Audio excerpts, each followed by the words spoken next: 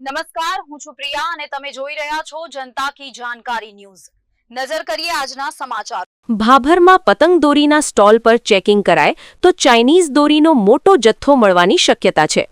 ભાભર શહેર સહિત ગુજરાતમાં પતંગ ઉત્સવ નજીક આવતા બજારમાં પતંગ અને દોરીના સ્ટોલ પર ભારે ભીડ જોવા મળે છે।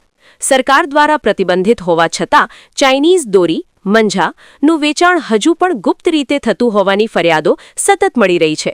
જો તંત્ર દ્વારા ભાભરમાં આવેલ નાના મોટા પતંગ દોરીના સ્ટોલ પર સઘન ચેકિંગ કરવામાં આવે તો ચાઇનીઝ દોરીનો મોટો જથ્થો મળવાની પૂરી શક્યતા છે એવું ચર્ચાઈ રહ્યું છે। કડક પ્રતિબંધ હોવા છતાં દર વર્ષે આટલી મોટી માત્રામાં ચાઇનીઝ દોરી બજારમાં કેવી રીતે પહોંચી જાય છે? સસ્તી અને વધુ તીક્ષ્ણ હોવાના કારણે તેની માંગ છે। ત્યારે આ ગેરકાયદેસર પ્રવૃત્તિ માત્ર કાયદાનો ભંગ નથી, પરંતુ માનવ જીવન માટે ગંભીર ખતરો છે। ચાઇનીઝ દોરીથી થતા નુકસાન। દર વર્ષે અનેક લોકોના ગળા, હાથ અને પગમાં ગંભીર ઇજાઓ થવાની ઘટનાઓ બને છે। ખાસ કરીને બાઇક ચાલકો અને પદયાત્રીઓને અચાનક ગળામાં દોરી વાગવાથી જીવલેણ અકસ્માતો થાય છે। પક્ષીઓ માટે તો આ દોરી મૃત્યુ સમાન ઘાતક સાબિત થાય છે। આ ઉપરાંત ચાઇનીઝ દોરી નાયલોન અને ગ્લાસ કોટેડ હોવાથી સહેલાઈથી નષ્ટ થતી નથી, જેના કારણે પર્યાવરણને લાંબા ગાળે નુકસાન થાય છે।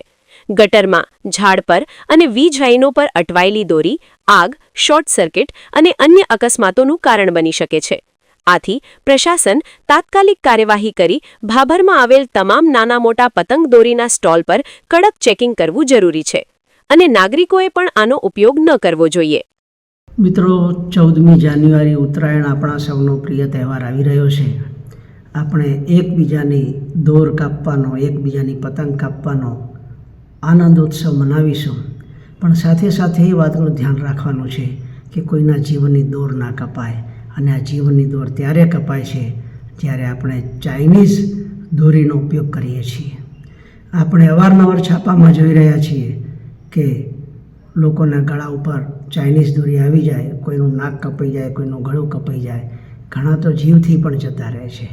આપણને પતંગ કાપવાનો હક છે, કોઈની જીવન દોરી કાપવાનો નહીં। માટે કમસે કમ આપણાથી શરૂઆત કરીએ। આપણા ભાભરમાં તો ચાઇનીઝ દોરી ન જ હોય એ આપણા સૌની એક નૈતિક ફરજ બને છે। ભારત માતા કી જય।